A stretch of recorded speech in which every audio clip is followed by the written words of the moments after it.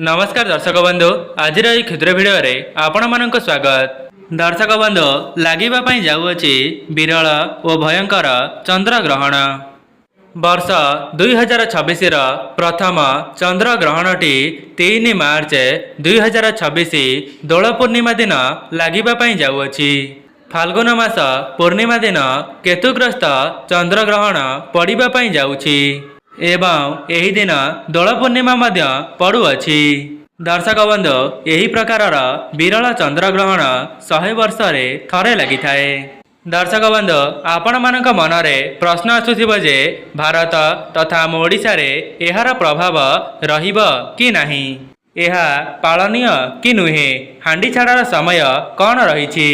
तेबे मु आपण मानक प्रथमरु ही जणाई रखिबी जे चलित वर्षर मार्च 3 तारिख मंगलवार को लागुथिबा ग्रहणटी आम भारत तथा आम ओडिशा रे पालनीय हेबो। ता सहित यही ग्रहण रे हांडी छाड़ एवं पाक निषेध मध्य निश्चित भाव में रहिबो। दर्शक बंधु यही वीडियो रे आपण माने जानिबा पई पाइबे 3 मार्च मंगलवार दिन लागिबा जाउथिबा ग्रहणर स्पर्श समय एवं मुख्य समय विषय रे। ता सहित आपण माने जानिबे आम ओडिशा रे यही ग्रहणटी केउ समय रे स्पर्श करिबा एवं केउ समय रे मुख्य प्राप्ति हेबा एवं हांडी छाड़ार समय बा पाक निषेधर समय केउ समय पर्यंत रहिबा एवं ता सहित ग्रहण समय रे केउ काम करिबा उचित एवं केउ काम करिबा अनुचित होई थाए। विशेष करी गर्भवती महिला माने यही दिन केउ केउ सावधानता को अवलंबन करिवे। आपण माने होली को किभली भावरे पालन करिवे। दर्शक बंधु ता सहित मु आपण मानक बताइबी ग्रहणर केउ राशि उपरे केउ प्रभाव पड़िबो एवं केउ राशिर व्यक्ति मानक उपरे एही चंद्र ग्रहणर अशुभ प्रभाव पड़ापी जाउछि। यही समस्त विषय रे आज भिडियोटी रे आपण माने संपूर्ण तथ्य जानिबा पई पाइबे।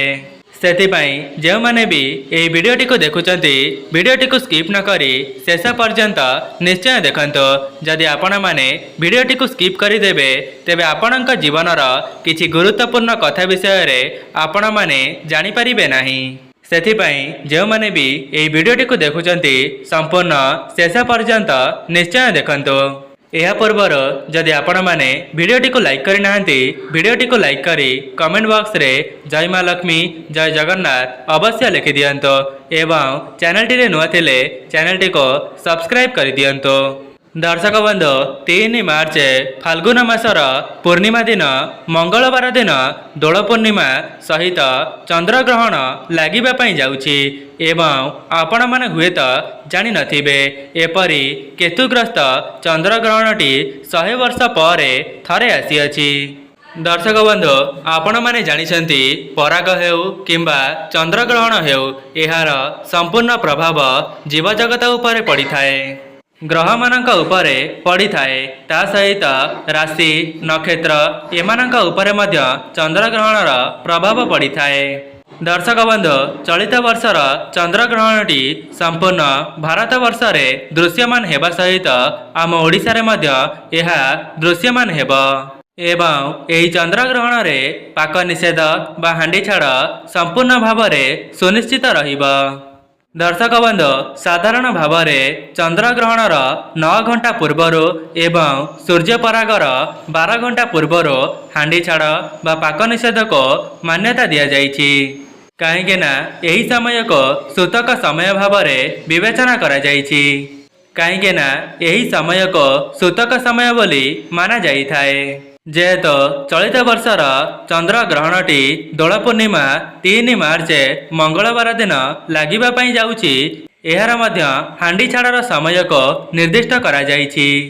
दर्शक बंधु चलित वर्षर चंद्र ग्रहणटी 3 मार्च मंगलवार दिन लागुथिबा हेतु एहार हांडी छाड़ार समय मार्च 3 तारिख मंगलवार सकाळ 6:20 आरंभ होई संध्या 6:47 पर्यंत रहुअछि एवं यही समय रे ठाकुरंकर पूजार्चना पाक निषेध एवं खाद्य रंधन को मध्य बारण करा जाइछि। ସେଥିପାଇଁ ଆପଣମାନେ 3 ମାର୍ଚ୍ଚ 6:20 ପୂର୍ବରୁ ଆପଣଙ୍କର ଦେବନୀତି ପୂଜା ପାଠ ଏସବୁକୁ ସାରିବା ପାଇଁ ଚେଷ୍ଟା କରିବେ। ଆପଣମାନେ ଚେଷ୍ଟା କରିବେ ବ୍ରହ୍ମ ମୁହୂର୍ତ୍ତରୁ ହିଁ ଦେବାଦେବୀଙ୍କ ପୂଜାର୍ଚ୍ଚନା କରିଦେବେ ଏବଂ 6:20 ପରେ ଆପଣମାନେ ଈଶ୍ୱରଙ୍କର ପୂଜାର୍ଚ୍ଚନା କିମ୍ବା କୌଣସି ଶୁଭ କାର୍ଯ୍ୟକୁ କରିବେ ନାହିଁ। ସେହିପରି 6:20 ପୂର୍ବରୁ ଆପଣମାନେ ଯାହା ବି ଖାଦ୍ୟକୁ ଖାଇବା ପାଇଁ ଚାହୁଁଛନ୍ତି ଖାଇପାରିବେ। ଆପଣମାନେ 6:20 ପରେ କୌଣସି ଦେବନୀତି ଖାଦ୍ୟପେୟ କିମ୍ବା ରନ୍ଧନ କାର୍ଯ୍ୟକୁ କରିବେ ନାହିଁ। ଦର୍ଶକ ବନ୍ଧୁ, ଯେହେତୁ ଆମେମାନେ ସନାତନୀ ଧର୍ମ ଅଟୁ, ସେଥିପାଇଁ ଏହିସବୁ ନିୟମର ପାଳନ କରିବା ମଧ୍ୟ ଆମକୁ ବହୁତ ଜରୁରୀ ଅଟେ ଏବଂ ଚନ୍ଦ୍ରଗ୍ରହଣର ସୂତକ ସମୟ ସରିବା ପରେ ଆପଣମାନେ ସ୍ନାନ ଆଦି କାର୍ଯ୍ୟ ସମାପନ କରିବା ପରେ କୌଣସି ଶୁଭ କାର୍ଯ୍ୟକୁ ଆରମ୍ଭ କରିପାରିବେ। ଆପଣମାନେ ଦେବ ପୂଜନ କିମ୍ବା ଦେବତାଙ୍କର ଦର୍ଶନ ମଧ୍ୟ କରିପାରିବେ। ଦର୍ଶକ ବନ୍ଧୁ, ଏହି ସୂତକ ସମୟଟି ରୋଗୀ ଏବଂ ଶିଶୁମାନଙ୍କ ପାଇଁ ପାଳନୀୟ ନୁହେଁ, କିନ୍ତୁ ଗର୍ଭବତୀ ମହିଳାମାନେ ଏହି ଚନ୍ଦ୍ରଗ୍ରହଣ ଲାଗିଥିବା ସମୟରେ ବିଶେଷ ସତର୍କତାକୁ ମାନିକି ଚଳିବା ବହୁତ ଆବଶ୍ୟକ ଅଟେ। ଦର୍ଶକ ବନ୍ଧୁ, ଏବେ ଆସନ୍ତୁ ଜାଣିବା ଚନ୍ଦ୍ରଗ୍ରହଣର ଗ୍ରାସ ଏବଂ ମୁଖ୍ୟ ସମୟ ବିଷୟରେ। ତେବେ ଗ୍ରହଣର ଆରମ୍ଭ ହେବ ମାର୍ଚ୍ଚ 3 ତାରିଖ ମଙ୍ଗଳବାର ଦିନ 3:20:11 ଆରମ୍ଭ ହୋଇ ସନ୍ଧ୍ୟା 6:47:15 ସମାପ୍ତ ହେବ ଏବଂ ଏହି ଚନ୍ଦ୍ରଗ୍ରହଣର ସମ୍ପୂର୍ଣ୍ଣ ଅବଧି ହେଉଛି 3 ଘଣ୍ଟା 27 ମିନିଟ୍ ଏବଂ 7 ସେକେଣ୍ଡ ପର୍ଯ୍ୟନ୍ତ ଏହି ଚନ୍ଦ୍ରଗ୍ରହଣଟି ଆକାଶରେ ଦୃଶ୍ୟମାନ ହେବ। ଏହି 3 ଘଣ୍ଟା 27 ମିନିଟ୍ 7 ସେକେଣ୍ଡର ଅବଧି ମଧ୍ୟରେ କୌଣସି ବି ଗର୍ଭବତୀ ମହିଳାମାନଙ୍କୁ ବାହାରକୁ ବାହାରିବା କିମ୍ବା କୁଆଡ଼େ ଯିବା ପାଇଁ ମନା କରାଯାଇଛି। ତା ସହିତ ସେମାନେ ଗ୍ରହଣକୁ ମଧ୍ୟ ଦର୍ଶନ କରିପାରିବେ ନାହିଁ ଏବଂ ଆପଣମାନେ ଗୋଟିଏ କଥାର ଧ୍ୟାନ ରଖିବେ, ଗ୍ରହଣ ସମୟରେ କେହି ବି ଶୋଇବା ଉଚିତ ନୁହେଁ ଏବଂ ତା ସହିତ ଗର୍ଭବତୀ ମହିଳାମାନେ ଗ୍ରହଣ ସମୟରେ ଗୋଟିଏ ନଡ଼ିଆକୁ କୋଳରେ ରଖି ବସିବା ଦ୍ୱାରା ସେମାନଙ୍କର ଗର୍ଭ ଯନ୍ତ୍ରଣା କମ୍ ହୋଇଯାଏ ଏବଂ ସେମାନଙ୍କ ସନ୍ତାନ ଉପରେ କୌଣସି ବି ନକାରାତ୍ମକ ଶକ୍ତିର ପ୍ରଭାବ ପଡ଼ିପାରେ ନାହିଁ ଏବଂ ଗର୍ଭସ୍ଥ ଶିଶୁଟି ବହୁତ ସୁରକ୍ଷିତ ରହିଥାଏ। ତା ସହିତ ଜ୍ୟୋତିଷ ଶାସ୍ତ୍ର ଅନୁସାରେ ଚଳିତ ବର୍ଷର ଚନ୍ଦ୍ରଗ୍ରହଣଟି ଅନେକ ପ୍ରକାରର ଗ୍ରହ ଏବଂ ନକ୍ଷତ୍ରଙ୍କ ମଧ୍ୟରେ ବହୁତ ବଡ଼ ପରିବର୍ତ୍ତନ ଆଣିବା ପାଇଁ ଯାଉଛି। ଯେହେତୁ ଚଳିତ ବର୍ଷର ଚନ୍ଦ୍ରଗ୍ରହଣଟି କେତୁଗ୍ରସ୍ତ ଚନ୍ଦ୍ରଗ୍ରହଣ ଲାଗିବା ପାଇଁ ଯାଉଛି, ତେବେ ଏହା ରାଶିଚକ୍ରରେ ଥିବା 12 ଗୋଟି ରାଶିମାନଙ୍କ ଉପରେ ପ୍ରଭାବ ପକାଇବ ଏବଂ ଗ୍ରହ ନକ୍ଷତ୍ରମାନଙ୍କର ଚଳନ କାରଣରୁ କିଛି ରାଶିର ବ୍ୟକ୍ତିମାନଙ୍କ ଉପରେ ଏହା ଅତ୍ୟନ୍ତ ଶୁଭ ପ୍ରଭାବ ପକାଉଥିବା ବେଳେ ଅନେକ ରାଶିମାନଙ୍କ ଉପରେ ଏହାର ଅଶୁଭ ପ୍ରଭାବ ପଡ଼ିବା ପାଇଁ ଯାଉଛି। ଦର୍ଶକ ବନ୍ଧୁ, ରାଶିଚକ୍ରର 12 ଗୋଟି ରାଶିମାନଙ୍କ ମଧ୍ୟରୁ କେବଳ 8 ଗୋଟି ରାଶିମାନଙ୍କ ଉପରେ ଏହି ଚନ୍ଦ୍ରଗ୍ରହଣର ଅତ୍ୟନ୍ତ ଶୁଭ ପ୍ରଭାବ ପଡ଼ିବା ପାଇଁ ଯାଉଛି। ଏହି 8 ଗୋଟି ରାଶିମାନଙ୍କର ଚନ୍ଦ୍ରଗ୍ରହଣକୁ ଦର୍ଶନ କରିବା ଅତ୍ୟନ୍ତ ଶୁଭ ହୋଇଥାଏ। ତେବେ ସେହି ଶୁଭ ରାଶିଗୁଡ଼ିକ ହେଉଛନ୍ତି ମେଷ ରାଶି, ବୃଷ ରାଶି, ମିଥୁନ ରାଶି, ସିଂହ ରାଶି, ବିଛା ରାଶି, ତୁଳା ରାଶି, ମକର ରାଶି, ଧନୁ ରାଶି। ଏମାନଙ୍କ ଉପରେ ଚନ୍ଦ୍ରଗ୍ରହଣର ଅତ୍ୟନ୍ତ ଶୁଭ ପ୍ରଭାବ ପଡ଼ିବା ପାଇଁ ଯାଉଛି। ଏମାନେ ଚନ୍ଦ୍ରଗ୍ରହଣକୁ ଦର୍ଶନ ମଧ୍ୟ କରିପାରିବେ। ଏହି 8 ଗୋଟି ରାଶିମାନେ ଚନ୍ଦ୍ରଗ୍ରହଣକୁ ଦର୍ଶନ କରିବା ଦ୍ୱାରା ସେମାନଙ୍କର ସମସ୍ତ କାର୍ଯ୍ୟରେ ଶୁଭଫଳ ମିଳିଯିବ ଏବଂ ଅନ୍ୟ 4 ଗୋଟି ରାଶିମାନେ ହେଉଛନ୍ତି ଯେଉଁମାନେ ଚନ୍ଦ୍ରଗ୍ରହଣକୁ ଦର୍ଶନ କରିପାରିବେ ନାହିଁ। ସେମାନେ ହେଉଛନ୍ତି କର୍କଟ ରାଶି, କନ୍ୟା ରାଶି, କୁମ୍ଭ ରାଶି ଏବଂ ମୀନ ରାଶି। ଏମାନେ ଭୁଲରେ ମଧ୍ୟ ଚନ୍ଦ୍ରଗ୍ରହଣର ଦର୍ଶନ କରିପାରିବେ ନାହିଁ। ଏହି 4 ରାଶିର ବ୍ୟକ୍ତିବିଶେଷମାନେ ଆପଣମାନେ ଗ୍ରହଣ ଲାଗିଥିବା ସମୟରେ ମହାଦେବଙ୍କର ମହାମୃତ୍ୟୁଞ୍ଜୟ ମନ୍ତ୍ରକୁ ଜପ କରନ୍ତୁ। ଏପରି କରିବା ଦ୍ୱାରା ଆପଣଙ୍କ ଉପରେ ମହାଦେବଙ୍କର ଆଶୀର୍ବାଦ ବନି ରହିବ। दर्शक बंधु चंद्रग्रहण समय यही मर्त्यमंडल अनेक प्रकार नकारात्मक शक्ति विचारण करिथांती जहाद्वारा यही ग्रहणटी गर्भवती महिला अत्यंत अशुभ होइथाए।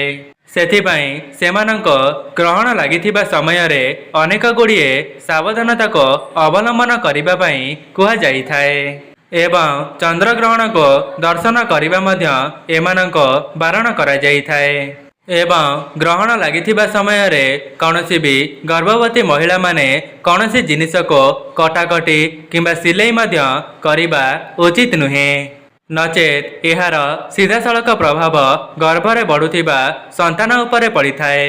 ता सहित गर्भवती महिला माने चंद्रग्रहण लागिथिबा समय कौनसी कला रंगर वस्त्र को परिधान करंतु नाही बाहर को बाहरंतु नाही कौनसी भी कबाट झरका को खोला रखिबे नाही जेपरी चंद्र किरणटी आपणक घर को प्रवेश करि परिबो नाही।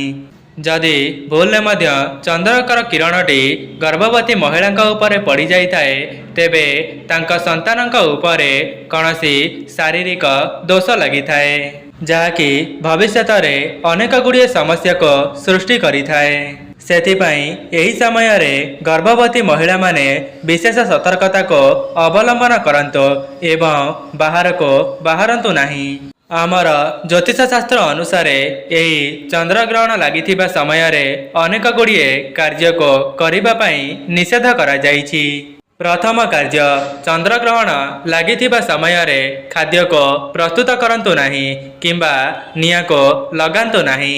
आमर ज्योतिष शास्त्र यही सूतक समय हांडीशाड़ बा पाक निषेध को बहुत अधिक गुरुत्व दि जाइछि कहीं यही समय रंधन करा जाइथिबा खाद्यटी अशुभ बा विष समान होई जाइथाए। सेथिपाई जो माने भी यही वीडियोटी को देखुचंती आपण माने ग्रहण समय केबे हेले भी खाद्य को प्रस्तुत करिबे नाही। एबे जानिबा द्वितीय कार्य विषय रे। द्वितीय कार्यटी हेउछि ग्रहण लागिथिबा समय कौनसी भी रंधा जातीय खाद्य को ग्रहण करंतु नाही। एपरि करिबा द्वारा आपणक स्वास्थ्य रे अनेक गुड़िए क्षति होई पारे।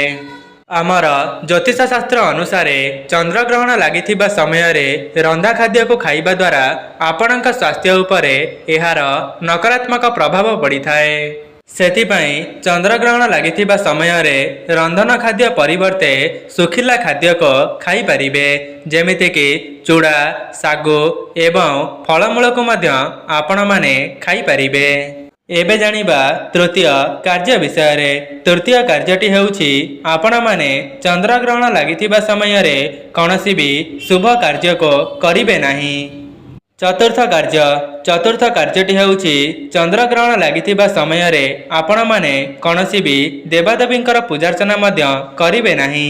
एही समय फूल तोलिबा संध्या देबा एपरि कार्य को बारण करा जाइछि एवं आपण माने जानि रखिबा उचित जे एपरि करिबा द्वारा आपणक घर उपरे घोर दरिद्रता माड़ी आसीथाए।